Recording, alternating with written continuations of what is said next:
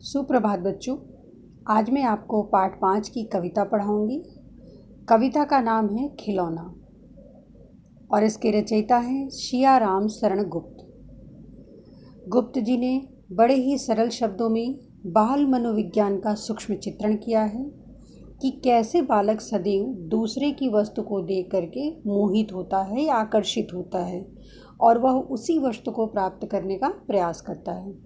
तो चलिए कविता पढ़ना शुरू करते हैं। मैं तो वही खिलौना लूँगा, मचल गया दीना का लाल, खेल रहा था जिसको लेकर राजकुमार उछाल उछाल। व्यथित हो उठी माँ बेचारी, था सुवर्ण निर्मित वह तो, खेल इसी से लाल नहीं है, राजा के घर भी यह तो। राजा के घर? नहीं नहीं माँ, तू मुझको बहकाती है, इस मिट्टी से खेलेगा क्या, राजपुत्र तू ही कह तो। फेंक दिया मिट्टी में उसने मिट्टी का गुड्डा तत्काल, मैं तो वही खिलौना लूँगा, मचल गया दीना का लाल।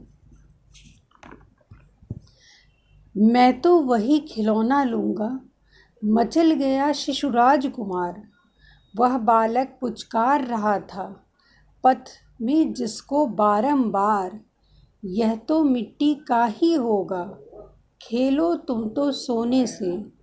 दौड़ पड़े सब दास दासियाँ राजपुत्र के रोने से, मिट्टी का हो या सोने का इनमें वैसा एक नहीं, खेल रहा था उछल उछल कर वह तो उसी खिलौने से। राजहठी ने फेंक दिया सब अपने रजत हेम उपहार, लूँगा वही लूँगा मैं, मचल गया वह राजकुमार। इस कविता के माध्यम से गुप्त जी ने दो बालकों की मनोदशा को प्रस्तुत करने का प्रयास किया है। पहला बालक वह है जो दीना का पुत्र है और वह गरीब घर का है। जैसे ही वह राजकुमार को देखता है कि वह अपने खिलौने को उछाल उछाल कर खेल रहे हैं, वह बालक अपनी माँ से जिद करने लगता है। वह अपनी माँ से कहता है कि मुझे वही खिलौना चाहिए। उसकी माँ जो है वो परेशान हो उठती है और वह अपने पुत्र को समझाने का प्रयास करती है और कहती है कि वह जो खिलौना था वह स्वर्ण निर्मित यानी सोने से बना हुआ था। और फिर वह अपने बालक को मिट्टी के खिलौने की तरफ दिखाते हुए कहती है कि तुम इसी खिलौने से खेलो, क्योंकि यह राजा का घर नहीं है।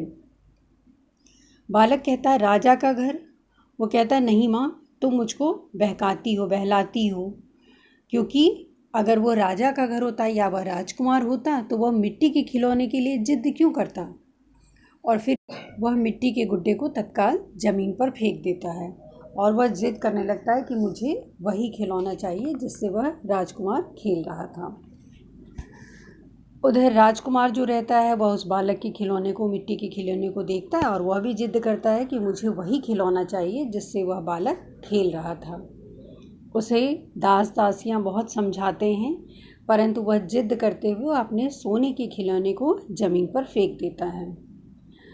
और फिर बाकी जो दास दासियाँ हैं वह उसे समझाने का प्रयास करते हैं कि राजकुमार, वह जो खिलौना था वह मिट्टी का था, आपके पास तो सोने का खिलौना है। लेकिन राजकुमार अपनी ज़िद करते हैं और जितने भी उनके पास खिलौने रहते हैं वो सारे खिलौने को वह ज़मीन पर फेंक देते हैं। तो उपयुक्त कविता से कवि सिर्फ यह दिखाना चाहता है कि बच्चे जो होते हैं वह अमीर गरीब का फ़र्क नहीं देखते हैं। उनके लिए कोई राजा और कोई भिखारी नहीं होता है। उनको बस जैसे ही वह दूसरों की वस्तु को देखते हैं उनके अंदर यह भावना जागृत हो जाती है कि उन्हें भी वही वस्तु चाहिए। तो बच्चों, आज की मैंने आपको कविता का एक्सप्लेनेशन बताया है। अब आपका होमवर्क ये है कि आप ध्यान से इस कविता को पढ़िएगा और फिर इसके अर्थ को समझने का प्रयास करिएगा। और आपको इस कविता का 8 लाइन लिखना है अपनी कॉपी में और उसके साथ साथ ये चित्र भी बनाना है।